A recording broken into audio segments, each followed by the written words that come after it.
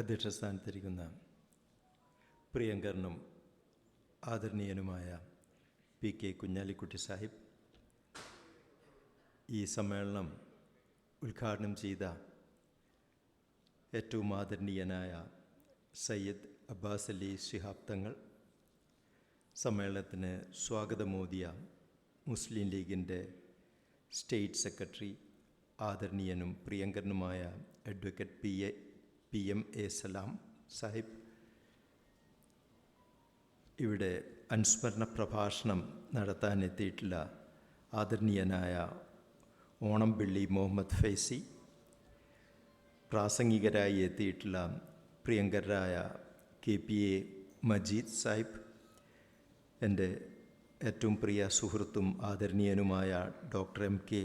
Muneer Sahib, P K. ബാവ, Razak master, പ്രിയപ്പെട്ട സഹോദരി സഹോദരന്മാരെ, ഇന്ത്യൻ യൂണിയൻ മുസ്ലിം ലീഗിൻ്റെ സ്ഥാപക ദിനമാണെന്നറിയാം. 1948 ഇന്ത്യക്ക് സ്വാതന്ത്ര്യം കിട്ടിയതിന് ശേഷം മാർച്ച് 10 മദ്രാസിൽ വെച്ചിട്ടാണ് ഇന്ത്യൻ യൂണിയൻ മുസ്ലിം ലീഗ് സ്ഥാപിതമായത്. തീർച്ചയായിട്ടും ഇന്ത്യൻ യൂണിയൻ മുസ്ലിം ലീഗിൻ്റെ സ്ഥാപനം വലിയൊരു ചരിത്ര ദൗത്യം തന്നെയാണ് നിർവഹിച്ചിട്ടുള്ളത്.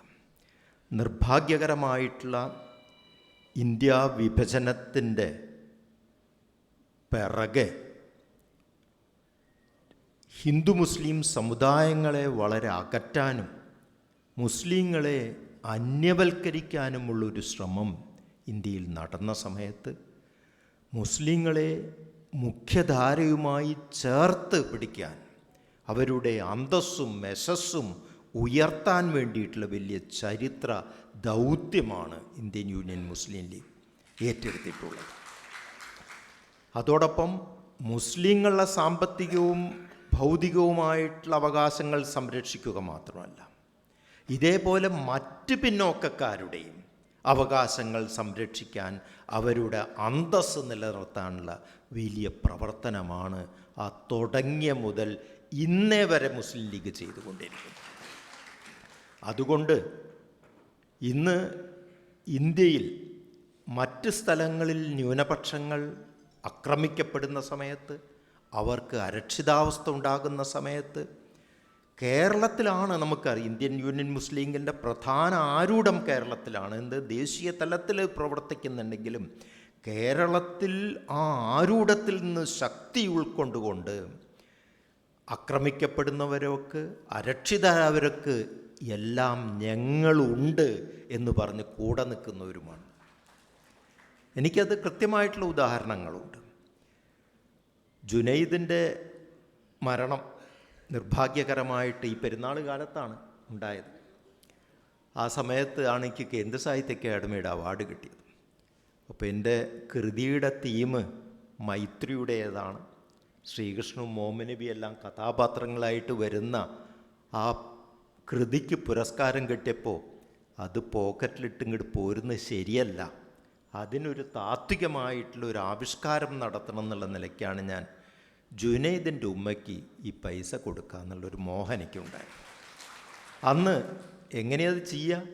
ജുനൈദിൻ്റെ ഉമ്മനെ വിളിച്ചിട്ടുണ്ടെങ്കിൽ വഴിക്കിൽ തടയാൻ ആയിരങ്ങൾ കാത്തു നിൽക്കും. മുസ്ലിം ലീഗിൻ്റെ സുബൈറാണ് എനിക്കതിനുള്ള സൗകര്യം ഉണ്ടാക്കി തന്നത്. വളരെ രഹസ്യമായിട്ട് ചെയ്ത് എനിക്ക് ജീവിതത്തിൽ വലിയൊരു ദൗത്യമായിരുന്നു. അത് ചെയ്തപ്പോൾ ഉള്ള അത്ഭുതം, കേന്ദ്ര സാഹിത്യ അക്കാദമിയുടെ തളത്തിൽ വെച്ച് അത് ചെയ്തപ്പോൾ ഇന്ത്യയിലെ എല്ലാ എഴുത്തുകാരും, അത് ഇടുങ്ങിയ കക്ഷിരാഷ്ട്രീയ ഭേദങ്ങൾക്കുപരിയായിട്ട് വലിയൊരു അംഗീകാരം എനിക്കല്ല, നമ്മുടെ കേരളത്തിൻ്റെ സംസ്കാരത്തിനാണ് കിട്ടിയത്.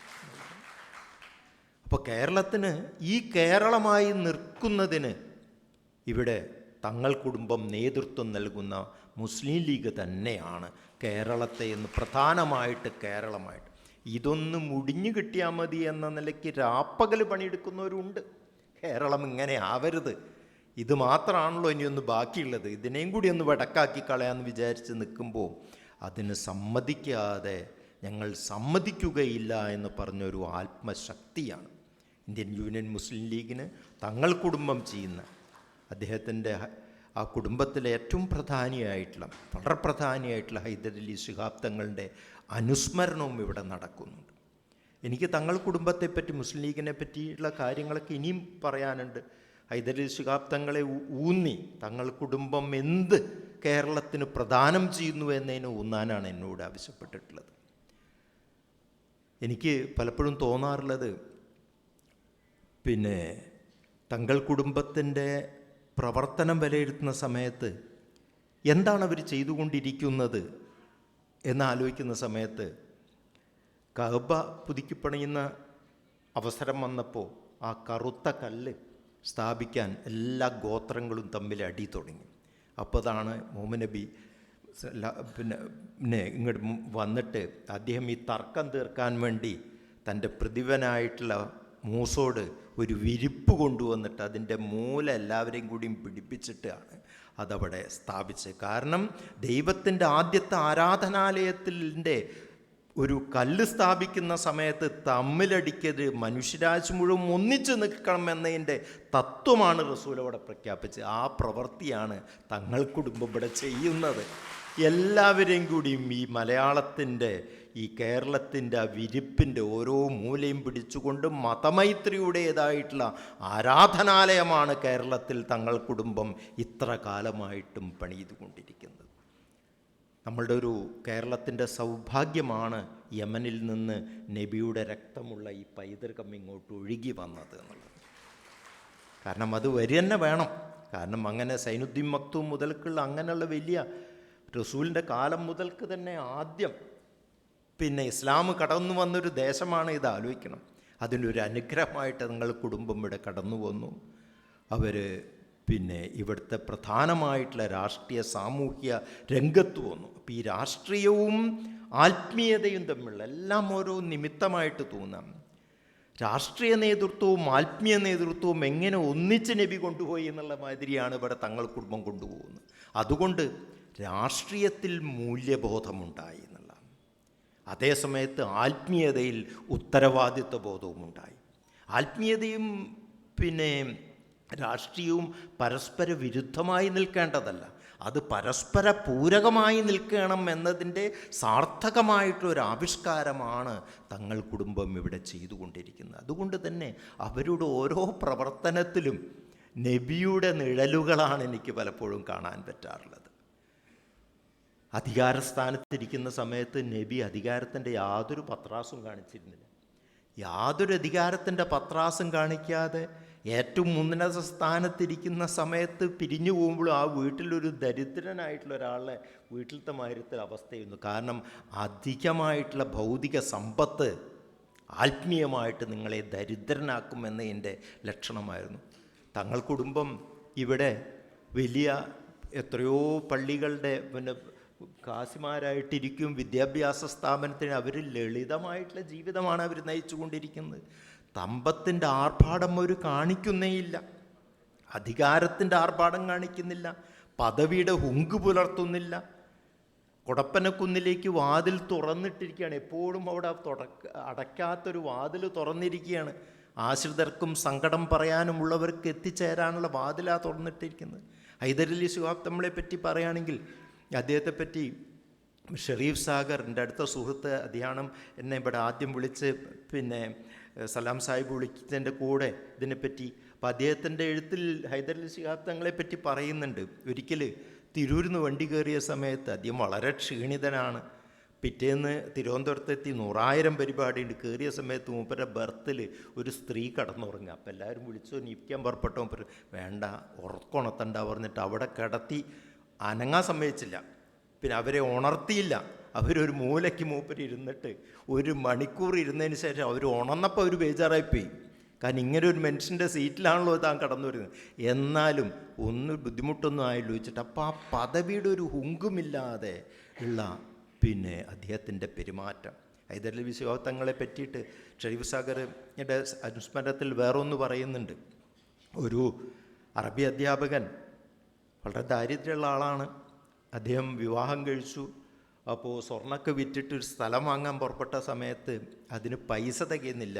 വിൽക്കുന്നവരാണെങ്കിൽ ഒന്നിച്ച് 24 സെൻറ്റ് ഒന്നിച്ച് വിൽക്കുകയുള്ളൂ. അപ്പോൾ തിരക്കൂട്ടണ്ട, അദ്ദേഹത്തിൻ്റെ ജ്യേഷ്ഠനൊരു പാർട്ട്ണറാക്കി. അപ്പോൾ അദ്ദേഹം വിളിച്ചു ചോദിക്കല്ല, താങ്കൾക്ക് സ്ഥലത്തിൽ അവകാശമൊന്നും വേണ്ടേ? ഒന്ന് കാത്തിക്കാൻ പറഞ്ഞപ്പോൾ പലയിടത്തും പണം വരൽ തുടങ്ങി. പിന്നെ വിളിച്ചു വരുത്തി 1,00,000 രൂപ കൊടുക്കുകയും ചെയ്യും നേരിട്ട് ഇതിനു വേണ്ടിയിട്ട്. അതിനുശേഷം കുറച്ച് പൈസയ്ക്കായപ്പോൾ ഇദ്ദേഹം തിരിച്ചു കൊടുക്കാൻ പുറപ്പെട്ടെന്ന് ആ പൈസ എടുത്ത് ഉംറയ്ക്ക് പോയാൽ മതി എന്നാണ് പറഞ്ഞത്. അപ്പോൾ സമ്പത്ത് എന്തിനുള്ളതാണ്? സമ്പത്ത് പത്രാസ് കാണിക്കാനുള്ളതാണ്. സമ്പത്ത് മറ്റുള്ളവരെ സഹായിക്കുന്ന സമയത്താണ് ആ സമ്പത്ത് സാർത്ഥകമായി വരുന്നത്. സ്റ്റേജിലല്ല, പ്രവൃത്തിയിൽ കൂടെ കാണിച്ചു എന്നതാണ്. കൊടപ്പനക്കുന്നിൻ്റെ ഓരോ പെരുമാറ്റങ്ങളും നോക്കുന്ന സമയത്ത് പലപ്പോഴും നബി, ഒരു നല്ല മുസൽമാൻ എപ്പോഴും ഒരു നബിയുടെ പോലെ ജീവിക്കുക എന്നാണല്ലോ ഉള്ളത്. ഇപ്പോൾ ഒരു നല്ല മനുഷ്യനാണെങ്കിൽ നബിയുടെ കൂടെ ജീവിക്കുകയാണ്. ഇപ്പോൾ അത് പറയും, ആൾക്കാർ പറയും, അല്ല ഞങ്ങളുടെ മതത്തിൽ ഇത് വേറെ മതത്തിലെ ആളല്ലേ എന്ന്.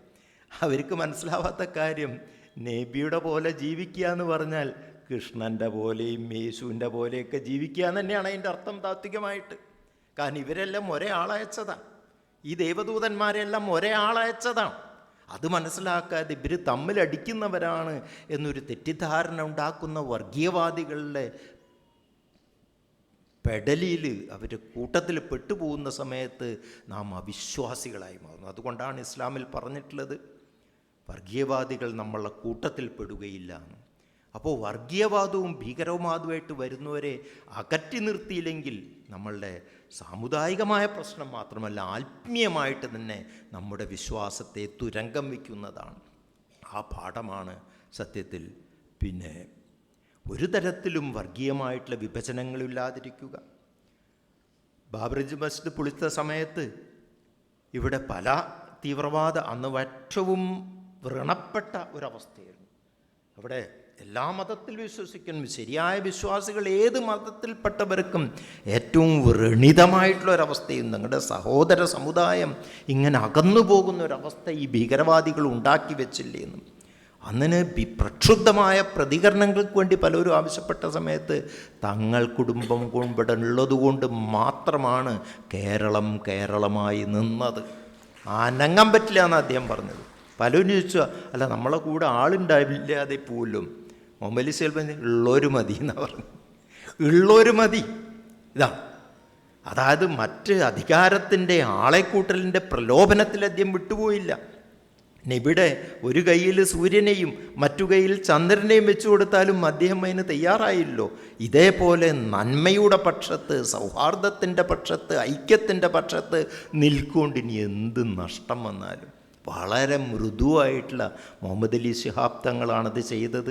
ആ മാർഗത്തിൽ കൂടെ തന്നെയാണ് ഹൈദരലി ശിഹാബ് തങ്ങളും ഇനിയിപ്പോൾ സാദിഖ് അലി ശിഹാബ് തങ്ങളും ഊർജ്ജസ്വലനായിട്ട് ഈ പാരമ്പര്യം കാൽക്കുന്നു എന്നത് കേരളത്തിൻ്റെ വലിയ സൗഭാഗ്യം തന്നെയാണ്. കൂടുതൽ ഞാൻ നീട്ടിപ്പറയുന്നില്ല. കുറേ ആൾക്കാർ 15 മിനിറ്റാണ് എനിക്ക് സമയം തന്നിട്ടുള്ളത്. അതിൽ കൂടുതൽ ഞാൻ പറയുന്നില്ല. എങ്ങനെയാണ് ഇസ്ലാമിൻ്റേതായിട്ടുള്ള എല്ലാ തരത്തിലുള്ള തത്വങ്ങളും ദർശനങ്ങളും ഇവരുടെ തങ്ങൾ കുടുംബത്തിൻ്റെ ജീവിതത്തിൽ, ഹൈദരലി ശിഹാബ് തങ്ങളടക്കമുള്ളവരുടെ ജീവിതത്തിൽ നമുക്ക് കാണാൻ പറ്റും. നാടിനോടുള്ള സ്നേഹം. പാണക്കാട് എന്നത് തങ്ങളുടെ പേരിൽ തന്നെ, പിന്നെ ആ നാടിൻ്റെ പേര്, നാടിനോടുള്ള സ്നേഹം നബിക്ക് വളരെ വലുതായിരുന്നു. മക്കക്കാർ പരമാവധി ഉപദ്രവിച്ചാലും തിരിച്ചു വരുന്ന സമയത്ത് എൻ്റെ നോവലുണ്ട്, ആ മണ്ണിനെ അദ്ദേഹം മുത്തുകയാണ്. കാരണം നാടിനോടുള്ള സ്നേഹം ഇസ്ലാമിൽ പറഞ്ഞ കാര്യമാണ്, വിശ്വാസത്തിൻ്റെ ഒരു ഭാഗമാണ്. അതാണ് പാണക്കാട് എന്ന പേര് ചേർത്തിരിക്കുന്നത്. നന്ദി, കടപ്പാട് എന്ന്. പിന്നെ നന്ദി എന്നൊക്കെ പറഞ്ഞൊരു മോശപ്പെട്ട വികാരമാണെന്ന് പൊതുവെ പറഞ്ഞുകൊണ്ടിരിക്കുന്നത്. പൂക്കോയത്തങ്ങൾ അലി എന്നുള്ള പേര് തൻ്റെ മക്കൾക്കൊക്കെ വെക്കാൻ കാരണം പിതൃവ്യനോടുള്ള ആ സ്നേഹവും ആദരവുമായിരുന്നു. സ്മരണ നിലനിർത്തുക. അബുദാബിലോടുണ്ടായിരുന്ന തൻ്റെ വിശ്വാസ സംഹിതയിലേക്ക് വന്നില്ലെങ്കിലും നബി എങ്ങനെ പിതൃവ്യനോട് പിന്നെ സ്നേഹം പുലർത്തി എന്നതിൻ്റെ ദൃഷ്ടാന്തങ്ങൾ നമുക്ക് കാണാൻ പറ്റും. ഇതേ മാർഗത്തിൽ കൂടെ ഇസ്ലാമിൻ്റേതായിട്ടുള്ള പഠനത്തിൻ്റെ, വിജ്ഞാന ശേഖരത്തിൻ്റെ, മുഹമ്മദ് വിശ്വാസങ്ങൾ കയറോന്ന് ഡിഗ്രി എടുത്ത് വന്നിട്ടുള്ള ആളായിരുന്നു. അദ്ദേഹത്തിന് ഒരു പ്രൊഫസറാവണം എന്നായിരുന്നു. മഹാനായിട്ടുള്ള CH കൂടി നിർബന്ധിച്ചിട്ടാണ് രാഷ്ട്രീയത്തിലേക്ക് സൗഭാഗ്യം കൊണ്ട് ഇവിടെ വന്നത്. വരുന്ന സമയത്ത് കൈറോയിൽ 10,000 റുപ്യ ശമ്പളം അന്നത്തെ കാലത്ത് ഇന്നാണെങ്കിൽ ഒരു 50 ലക്ഷം 1 കോടി ഉണ്ടാവും. അത് ഉണ്ടായ സമയത്ത് വലിയ പോകുമ്പോൾ പുകോയത്തങ്ങൾ പറഞ്ഞു, നമുക്ക് പണം വേണ്ട, കോയമാനം ഇങ്ങോട്ട് കിട്ടിയാൽ മതിയെന്ന്, അവിടെ പോണ്ട, ജോലിക്ക് ഇവിടെ വന്നാൽ മതി. ആ ഒരു തീരുമാനം കേരളത്തിൻ്റെ കൂടി സൗഭാഗ്യമായിരുന്നു എന്നതാണ് തീർച്ചയായിട്ടും. ഇങ്ങനെ ഒരു പാരമ്പര്യത്തിൻ്റെ വഴിയിൽ കൂടിയാണ് നമ്മൾ പോകുന്നത്. കേരളത്തിൻ്റെ അഭിമാനം നിലനിർത്തുന്നതിന്, കേരളത്തെ കേരളമായി സംരക്ഷിക്കുന്നതിന് എല്ലാം തന്നെ ഈ തങ്ങൾ കുടുംബത്തിൻ്റെ പ്രയത്നമുണ്ട്. അതിലേറ്റവും പ്രധാനപ്പെട്ടവരിൽ ഒരാളായിരുന്നു ഹൈദരലി ശിഹാബ് തങ്ങൾ. അദ്ദേഹം ഒരിക്കലും വളരെ മൃദുവായിട്ട് നിൽക്കും, ആരോടും ഒരു തരത്തിലുള്ള ഇതുമില്ല. ഷെരീഫ് സാഹർ പറയുന്നുണ്ട്, അദ്ദേഹം ഒരിക്കലും ആലപ്പുഴയിലിട്ട പോയ സമയത്ത് എന്തോ ഒരു പ്രശ്നം കൊണ്ടൊരു ചെറുപ്പക്കാരനോട് ഒന്ന് കയർത്ത് സംസാരിച്ചോ എന്നുള്ളൊരു സംശയം മൂപ്പർക്ക്. ഫോൺ വിളിച്ചിട്ട് പറഞ്ഞു, അന്ന് അങ്ങനെ പറ്റിപ്പോയതാണ്, മാപ്പാക്കണം മോനെ എന്നുള്ളത്. ഇതാണ് അവനവൻ ആത്മവിമർശനമായിട്ട് ഓർക്കണം. പണ്ട് നബി എല്ലാ സൈനികരും എന്ന സമയത്ത് അറിയാതെ മൂപ്പരെ ആയുധം തട്ടി ഒരാളെ വേദനിപ്പിച്ചു, അതിൻ്റെ പ്രായശ്ചിത്തം നീ ഇങ്ങോട്ടും ആ വേദന കൊണ്ടാണ്. അപരൻ്റെ വേദന വല്ലതും പറ്റി തന്നെ കൊണ്ട് ഞാനത് ഏറ്റെടുക്കും എന്നതാണ്. ഇതാണ് താത്വികമായിട്ടുള്ള സമീപനം. ഇന്നിപ്പോൾ ഇതില്ലല്ലോ. ഇന്ന് ഏറ്റവും വലിയ തങ്ങൾ കുടുംബത്തിൻ്റെ ഈ ലാളിത്യത്തിൻ്റെയും ആത്മീയമായ ഉന്നതിയുടെയും കാര്യം നോക്കുമ്പോൾ ഇന്ന് ലോകത്തിന് ഏറ്റവും ആവശ്യമായിട്ട് ഇന്നൊരു ലോകം മുടിക്കുന്ന യുദ്ധത്തിൻ്റെ നടുവിലാണ്. നമുക്കറിയില്ലേ, നമ്മൾ ഈ യുദ്ധത്തിനെതിരായിട്ട് ഈ ട്രംപിനെയും നെതന്യാഹുവിനെയൊക്കെ കുറ്റം പറഞ്ഞു, അവരെന്നെയാണ് കുറ്റം പറഞ്ഞുകൊണ്ടിരിക്കേണ്ടവർ. പക്ഷേ അവരാക്കിയത് എന്താ നമ്മൾ ആലോചിക്കണം. ഭൗതികമായ വികസനം മാർത്തി ഈ കമ്പോള സംസ്കൃതി ഉണ്ടല്ലോ, അതിൻ്റെ ഉൽപ്പന്നങ്ങളാണ് ഇങ്ങനെയുള്ള നേതാക്കന്മാരെ ഉണ്ടാക്കുന്നത്. ലോകം മുടിക്കുന്ന ഈ ഫൈനാൻസ് ക്യാപിറ്റലിസം എന്ന് പറഞ്ഞ പിശാചുണ്ടല്ലോ, അത് ഇങ്ങനത്തെ നേതാക്കന്മാരെ ഉണ്ടെന്നു. ലോകത്തുള്ള 195 രാഷ്ട്ര നേതാക്കന്മാരെ നോക്കൂ. അവനവൻ്റെ കാര്യം എന്നല്ലാതെ താത്വികമായിട്ട് കയ്യും കെട്ടി നോക്കിക്കല്ലേ. റോട്ടിൽ കൂടെ വല്ലവരടിക്കുമ്പോൾ നമ്മളൊക്കെ ഇടപെടില്ലേ? ഇന്ന് അവനവൻ്റെ താല്പര്യത്തിന് വേണ്ടിയാണ് ഓരോ രാഷ്ട്ര നേതാക്കന്മാരും ഉണ്ടാകുന്നത്. എങ്ങനെയാണ് അബ്രഹാം ലിങ്കൻ്റെ കസാലയിൽ ഈ ട്രംപിനെ പോലെ ഒരു ക്രിമിനൽ കയറിയിരിക്കുന്നതെന്ന് പറഞ്ഞതിൻ്റെ കാരണം എന്താ? അതിനുള്ള കാരണം അങ്ങനെ ഈ വിദ്യാഭ്യാസമുള്ള അമേരിക്കക്കാരക്കടക്കം അവർക്ക് താത്വികമായിട്ടുള്ള മൂല്യപരമായിട്ടുള്ള കാര്യങ്ങളൊന്നുമില്ല. അവർ കമ്പോളം തിന്നാനും കുടിക്കാനും വേണ്ടി ജീവിക്കുന്നവരായിട്ട് കമ്പോളം നമ്മളെ മാറ്റിക്കൊണ്ടിരിക്കുകയാണ്. ഹയർ ആസ്പെക്ട്സ് ഓഫ് ലൈഫ് ഒന്നുമില്ല. അപ്പം ട്രംപിനെ പോലുള്ളവരുണ്ടായി വരും. മറ്റ് രാഷ്ട്ര നേതാക്കന്മാരൊന്നും കൂടുതൽ ഞാൻ പേരെടുത്ത് പറയുന്നില്ല. പക്ഷെ ഇങ്ങനെയാണ് പൊതുവായിട്ടുള്ള അവസ്ഥാവിശേഷം നമുക്കറിയാം. അപ്പോൾ ഈ ആത്മീയമായിട്ടുള്ള മൂല്യവത്തായിട്ടുള്ളൊരു ലോകത്തിന് വേണ്ടിയിട്ട്, ജ്ഞാനത്തിന് വേണ്ടി തങ്ങൾ കുടുംബം നൽകുന്ന ആ ഉൾവെളിച്ചത്തെ സ്വാംശീകരിക്കാൻ നമുക്ക് സാധിക്കണം. അത് സാധിക്കും. കേരളം തോൽക്കുകയില്ല. കേരളം ഇന്നും ഇന്ത്യക്ക് തന്നെ മാതൃകയായിട്ട് നിൽക്കുന്നത് ഇങ്ങനെ സുമനസ്സുകളുടെ പ്രവർത്തനം കൊണ്ടാണ്.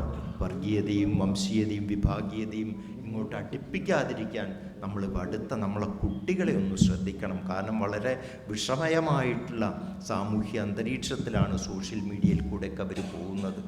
അവരെ നമ്മൾ വേണ്ടവണ്ണം കാര്യങ്ങൾ പറഞ്ഞ് മനസ്സിലാക്കിയില്ലെങ്കിൽ നമുക്ക് കാര്യങ്ങൾ കൈവിട്ടു പോകും. അതിനുള്ള വലിയൊരു വെളിച്ചത്തിൻ്റെ സ്രോതസ്സായി ഹൈദരലി ശിഹാബ് തങ്ങളടക്കമുള്ള തങ്ങൾ കുടുംബം പ്രവർത്തിക്കട്ടെ എന്ന് പറഞ്ഞുകൊണ്ട് മുനീർ സാഹിബ് ഇവിടെ ഉണ്ട്. ഞാൻ അദ്ദേഹത്തിൻ്റെ ഏറ്റവും അടുത്തൊരു സുഹൃത്താണ്. എപ്പോഴും മുനീർ സാഹിബിനെ കാണുമ്പോൾ CHൻ്റെ ആ രസകരമായിട്ടുള്ള കേരളത്തിൻ്റെ സാംസ്കാരിക മണ്ഡലത്തിലെ ഇടപെടലുകളിലെ ഞാൻ ആലോചിക്കാറുണ്ട്. എല്ലാ ഗുണങ്ങളും ഉണ്ടാകാൻ വേണ്ടി കേരളത്തിനും നമുക്കെല്ലാം തന്നെ ഐശ്വര്യപൂർവ്വമായിട്ട് ജീവിക്കാൻ വേണ്ടിയിട്ടുള്ള അനുഗ്രഹം സർവേശ്വരൻ പ്രദാനം ചെയ്യട്ടെ എന്ന് ആശംസിച്ചുകൊണ്ട് പ്രാർത്ഥിച്ചുകൊണ്ട് ഞാൻ എൻ്റെ വാക്കുകൾ അവസാനിപ്പിക്കുന്നു. നമസ്കാരം. പഠിക്കാനും പകർത്താനും